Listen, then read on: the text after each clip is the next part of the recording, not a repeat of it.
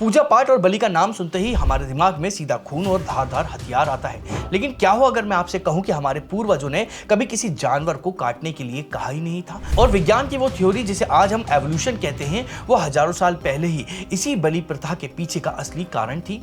बलि यानी इंसान को ना, ये सुनकर ही रोंगटे खड़े हो जाते हैं। इसे थोड़ा याद रखिएगा, क्योंकि वीडियो के आखिर में जब आपको इस बलि का असली मतलब पता चलेगा तो दुनिया को देखने का आपका नजरिया पूरी तरह से बदल जाएगा। आज हम उन रहस्यों को डिकोड करेंगे जो सदियों से गलत समझे गए। हम जानेंगे कि कैसे आपका डीएनए और आपके दिमाग का रेप्टिलियन हिस्सा सीधे इस बलि से जुड़ा हुआ है। हम उस सबसे बड़े झूठ से पर्दा उठाएंगे कि आखिर मंदिरों में बेजुबान जानवरों को क्यों काटा जाने लगा है। और सबसे अहम बात हम समझेंगे कि बकरे, मुर्गे और इंसान की का वो असली विज्ञान क्या है, जो आपको एक अलग ही लेवल पर चेतना तक ले जा सकता है।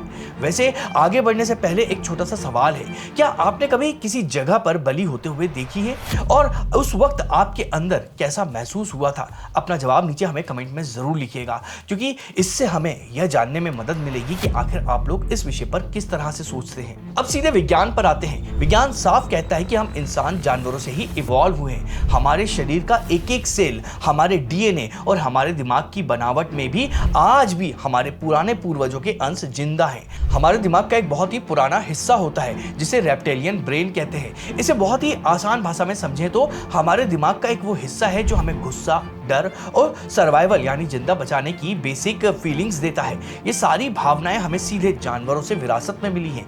अब आप सोच रहे होंगे कि मैं आपको ये बायोलॉजी क्यों बता रहा हूं। इसे ध्यान से सुनिए, क्योंकि ये आगे पूरी कहानी का ही बेस बनेगा। हमारे पुराने ऋषियों को ये एवोल्यूशन और डीएनए वाली बात हजारों साल पहले से ही पता थी।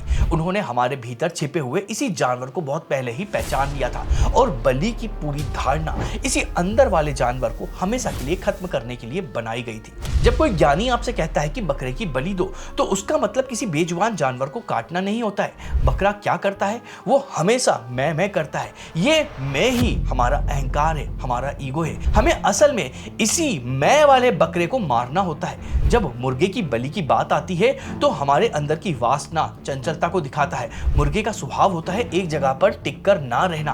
हमारा मन भी ऐसा ही होता है जो हमेशा इधर उधर भागता रहता है। मुर्गे की बलि का मतलब है अपने इस भागते हुए मन को, जो कि मुर्गे की तरह है, उसे कंट्रोल करना और उसे शांत करना। भैंसे की बलि हमारे आलस्य और अज्ञानता को खत्म करने का प्रतीक है। भेड़ की बलि का मतलब होता है भेड़ चाल छोड़कर अपना खुद का दिमाग इस्तेमाल करना। और सुअर की बलि का मतलब है अपने अंदर के लोभ और लालच को जड़ से मिटा देना। वहीं हमारे यहाँ कुछ जीवों की बलि निषेध है, क्योंकि अगर वो गुण हमारे अंदर हैं तो वो बहुत ही अच्छे गुण हैं। हमें उन्हें मारना नहीं है, उन्हें बचाए रखना है और उन्हें चेतना के स्तर पर आगे ले जाना है। यह है बलि का असली मतलब, अपने अंदर के एक एक जानवर वाली आदत को पहचानना और उसे एक सुप्रीम एनर्जी को सौंप देना। अब यहाँ एक बहुत बड़ा सवाल खड़ा होता है, अगर बलि का असली मतलब इतना ही गहरा और वैज्ञानिक था तो फिर मंदिरों में सच में जानवरों को क्यों काटा जाने लगा? इस गहरे ज्ञान को ऐसी डरावनी प्रथा में किसने बदल दिया? इसके पीछे तीन बहुत बड़े कारण हैं जो आपको हैरान कर देंगे। पहला है इंसान का स्वभाव, जो हमेशा सरल रास्ता ढूंढता है। अपने अंदर के अहंकार को और गुस्से को मारना बहुत कठिन काम है। इसमें सालों की तपस्या लगती है, लेकिन एक बेजुबान जानवर को काटना बहुत सरल है। समय के साथ में लोगों ने अपने ईगो को मारने की जगह सच में जानवरों को मारना शुरू कर दिया। दूसरा कारण है लोक परंपराएं। पुराने समय में कई ऐसे लोक कल्चर थे जहां खून चढ़ाने की प्रथा आम थी। जब ये लोग मुख्य धारा के धर्म से जुड़े तो उन्होंने अपने पुराने तरीके नहीं छोड़े और इस तरह असली ज्ञान पीछे छूटता हुआ चला गया। और तीसरा सबसे बड़ा कारण है डर। लोगों के दिमाग में यह भर दिया गया है कि देवता खून से ही खुश होते हैं और अगर बलि नहीं दी गई तो उनका क्रोध बढ़ जाएगा। लेकिन कहानी यहाँ खत्म नहीं होती है। याद है वीडियो के शुरू में मैंने आपसे बलि का जिक्र किया था और कहा था कि इसे याद रखिएगा। अब वक्त आ गया है उस सबसे बड़े रहस्य को खोलने का। हमारे पुराने ग्रंथों में पशु बलि से भी ऊपर एक और बलि बताई गई है और वो है बलि। इसका मतलब किसी इंसान को काटना बिल्कुल भी नहीं है। इसका मतलब पशु बलि से 1000 गुना ज्यादा गहरा है। जब आप अपने अंदर के सारे जानवर यानी गुस्सा, लोभ, लालच को खत्म कर देते हैं, तब आपके अंदर क्या बचता है? एक इंसान, एक ऐसा इंसान जिसकी अपनी एक पहचान है, जो रिश्तों के मोह में फंसा हुआ है, जिसे नाम और पैसे की चाहत है।